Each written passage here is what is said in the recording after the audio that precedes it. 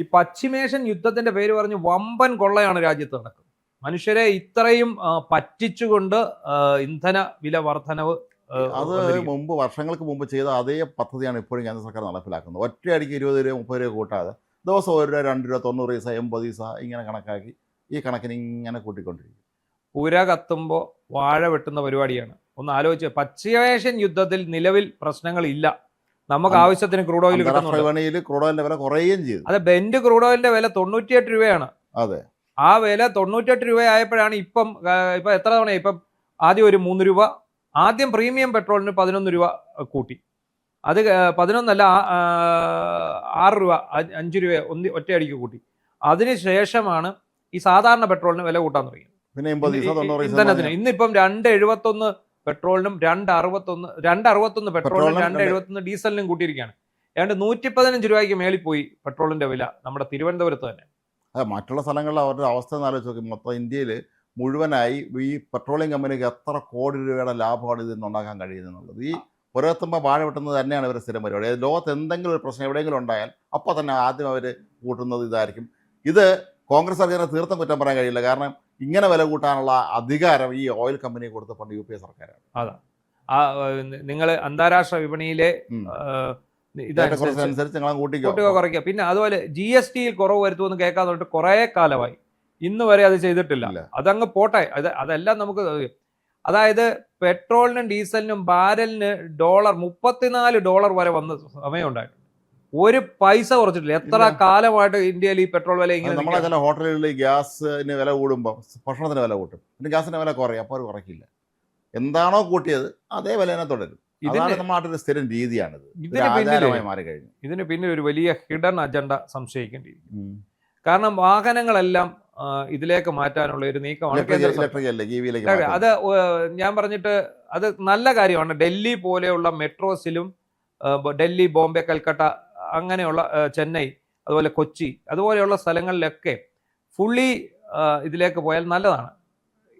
ഇപ്പം നമുക്ക് നമുക്ക് തന്നെ അറിയാം, ഇവിടെ സിറ്റി സർവീസിൽ മൊത്തം ഇലക്ട്രിക് ബസ് ഉണ്ട്.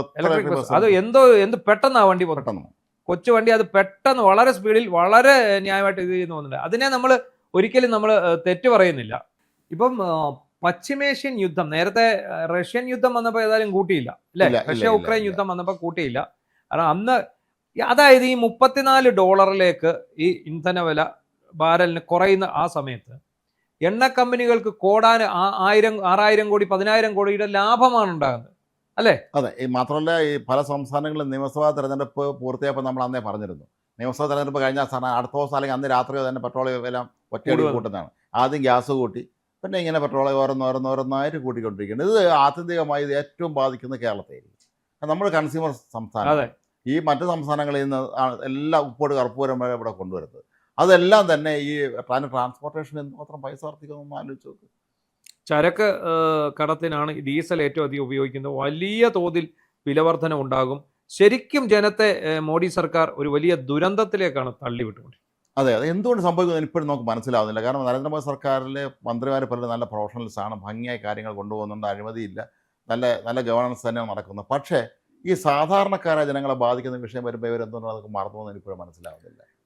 അതാണ് നമ്മൾ നേരത്തെ ചൂണ്ടിക്കാട്ടിയത്. ഇപ്പം ഈ ബാരലിന് ഇന്ധന വിലയിൽ $35 താഴ്ന്നപ്പോഴും ഇവിടുത്തെ പെട്രോൾ വില അന്നും 106 രൂപയാണ് കേരളത്തിൽ. അല്ലെ ഇന്ത്യയിൽ 100 രൂപയ്ക്ക് മുകളിലാണ്. അത് വേണമെങ്കിൽ ഈസി ആയിട്ട് ഒരു 80 രൂപയിൽ കൊണ്ട് നിർത്താവുന്നതാണ്. അപ്പോൾ ഈ എണ്ണ കമ്പനികൾക്ക് വലിയ ലാഭമാണ്, പൊതുമേഖല എണ്ണ കമ്പനികൾ. പണ്ട് വർഷങ്ങൾക്ക് മുമ്പ് UPA സർക്കാർ എന്ന സമയത്ത് ഇന്ധനത്തിന് എന്തോ നേരിയ വില കൂട്ടിയപ്പോൾ തിരുവനന്തപുരം സിറ്റിയിൽ കൂടെ V മുരളീധരൻ, ശോഭ സുരേന്ദ്രൻ ഇവരെല്ലാവരും കൂടെ നടത്തിയൊരു ജാഥ എനിക്ക് ഓർമ്മയുണ്ട്. കാളവണ്ടി സ്കൂട്ടർ കൂട്ടിക്കൊണ്ട് പോവുക. പിന്നെ പാചകവാതകത്തിന് വില കൂടുന്നുണ്ടെങ്കിൽ ഇവരുടനെ ഗ്യാസ് കുറ്റിയുമായിട്ട് ഇറങ്ങുന്ന ഒരു പരിപാടിയുണ്ട്. അങ്ങനെ ഒത്തിരി പരിപാടികൾ ചെയ്ത ആൾക്കാരാണ്. ആർക്കും ഒരു അനക്കവും ഇല്ല. എല്ലാത്തിൻ്റെ അധിക ഭാരം. പിന്നെ കേരളത്തിലാണെങ്കിൽ അത് പറയുകയും വേണ്ട. ഇന്ധന സെസ് എന്നും പറഞ്ഞൊരു സാധനം ഉണ്ടാക്കി വെച്ചിട്ട് കിഫ്ബിയിലൂടെ കൊള്ളയടിക്കാനും ഇവരുടെ ഇത് നടത്താനും. അത് പിണറായി കൊള്ള, ഇത് കേന്ദ്രത്തിന്റെ കൊള്ള. കാരണം ഇവർക്കാർക്കും, ഈ ജനപ്രതിനിധികൾക്കോ മന്ത്രിമാർക്കോ ആർക്കും അവരുടെ സ്വന്തം പോക്കറ്റിൽ നിന്ന് പൈസ എടുത്ത് ഇന്ധനം അടിക്കണം. അവർക്ക് ഇന്ധന അലവൻസ് ഉണ്ടല്ലോ. ഉണ്ട്, ഇന്ധന അലവൻസ് ഉണ്ട്. അതിന് എത്ര വില കൂടിയാലും അവരെ ബാധിക്കുന്ന വിഷയമല്ല. അവർക്ക് ഇന്ധന അലവൻസ് വരുന്നുണ്ട്. അവർക്ക് ഒരു പ്രശ്നവും ഇല്ലാത്ത ഒരു രീതിയിലേക്ക് കാര്യങ്ങൾ മുന്നോട്ട് പോവുകയും ചെയ്യും. നമ്മളിപ്പോൾ സാധാരണക്കാരനെ സംബന്ധിച്ചിടത്തോളം നമുക്ക് വാഹനം വെളിയിലിറക്കാൻ പറ്റാത്ത അല്ല, അവസ്ഥയിലേക്ക് ഈ പെട്രോളിന് പെട്രോളിന് വില കൂടുമ്പോൾ നമ്മൾ പലപ്പോഴും പെട്രോളല്ലേ അത് കാറല്ല. നമ്മുടെ നാട്ടിലിപ്പോൾ കൂലിപ്പണിക്ക് പോകുന്ന ആൾ പോലും ടൂ വീലറിലാണ് പല ദൂര സ്ഥലത്തേക്കൊക്കെ അവർ പലരും പോകുന്നത്. സത്യം പറഞ്ഞാൽ അവരുടെ ഒരു ഡെയിലി ബജറ്റ് എന്തുമാത്രം മാറുമെന്നുള്ളതെന്ന് ആലോചിച്ചു. അതുപോലെ ഈ ഇപ്പൊ എനിക്ക് തോന്നുന്നു നമ്മുടെ നാട്ടിൽ ഈ ഇലക്ട്രിക് വാഹനങ്ങളുടെ ഉപയോഗം കൂടി വരുന്നുണ്ട്. ഇപ്പൊ ഈ കാറുകളാണെങ്കിലും ശരി, സ്കൂട്ടർ ആണെങ്കിലും ശരി. പക്ഷെ നമുക്ക് അതിനൊരു വലിയ പരിമിതിയുണ്ട്. ഇലക്ട്രിക് വാഹനങ്ങൾക്ക് വലിയ പരിമിതിയുണ്ട്. ഉണ്ടെന്ന് മാത്രമല്ല, പല ഇലക്ട്രിക് വാഹനങ്ങളെ കുറിച്ച് പരാതിയും വ്യാപകമായി വരുന്നത്. ഇപ്പം നമ്മുടെ സോഷ്യൽ മീഡിയയിലൊക്കെ നമുക്ക് തന്നെ പലരും വിളിച്ച് വാർത്ത തന്നിട്ടുണ്ട്. ചില ഇലക്ട്രിക് വാഹനങ്ങൾ വാങ്ങിച്ച ആളുകൾ പിന്നീട് ഈ ഓലയുടെ സ്കൂട്ടർ വാങ്ങിച്ചവർ കൊണ്ടുവന്ന് അതിന്റെ മുമ്പിൽ കൂട്ടിയിട്ടിരിക്കുന്നു. അതുപോലെ ഈ ടാറ്റയുടെ കാറുകൾ ആദ്യ കാലത്തുണ്ടല്ലോ, ടാറ്റയുടെ പുതിയ വാഹനം, ഇലക്ട്രിക് വാഹന കാറുകൾ ആദ്യകാലത്ത് വലിയ പ്രശ്നമായിരുന്നു, വലിയ വിഷയമായിരുന്നു ഈ കാറുകൾ. ഇത് വഴി കിടക്കുക. കൃത്യമായ ഒരു ഓൾട്ടർനേറ്റീവ് ഇല്ലാതെയാണ് നമ്മൾ എല്ലാ കാര്യങ്ങളും എടുത്തിയാടുന്നത്. അതെ, ഇതിനകത്ത് നമുക്ക് മനസ്സിലാക്കേണ്ട ഒരു കാര്യം, ഈ ഇലക്ട്രിക് വാഹനങ്ങളുടെ ഒരു കുഴപ്പമൊന്നും, ഇതിന്റെ ചാർജ് തീർന്നത് ഇത് ചാർജ് ചെയ്തെടുക്കണ സമയം എടുക്കും.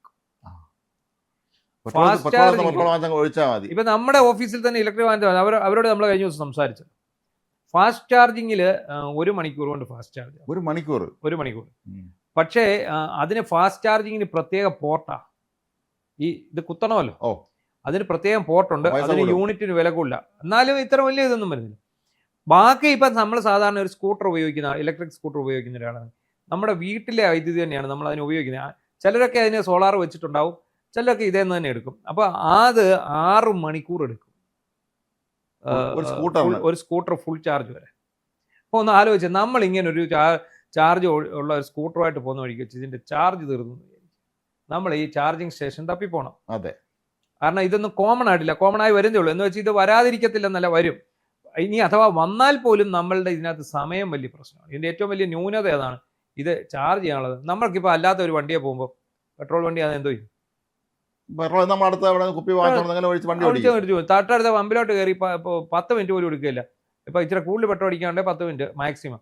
ഈ ഇലക്ട്രോണിക് പേയ്മെന്റ് സഹിതം വരുമ്പോൾ അത്രയൊക്കെ വരും, ഓൺലൈൻ പേയ്മെന്റ്. ബാക്കി എന്നാ വരുന്നത്? അല്ല, മാത്രമല്ല ഈ വണ്ടിയും കൊണ്ട് നമ്മൾ പോകുമ്പോൾ അവിടെ ഒരു ചാർജിങ് സ്റ്റേഷനിൽ എത്തിയാൽ അവിടെ പല വണ്ടിയും കിടക്കുകയായിരിക്കും. അതിന് സമയത്ര എടുക്കും അതിന് ഓരോ വണ്ടി ചാർജ് ചെയ്തെടുക്കാൻ.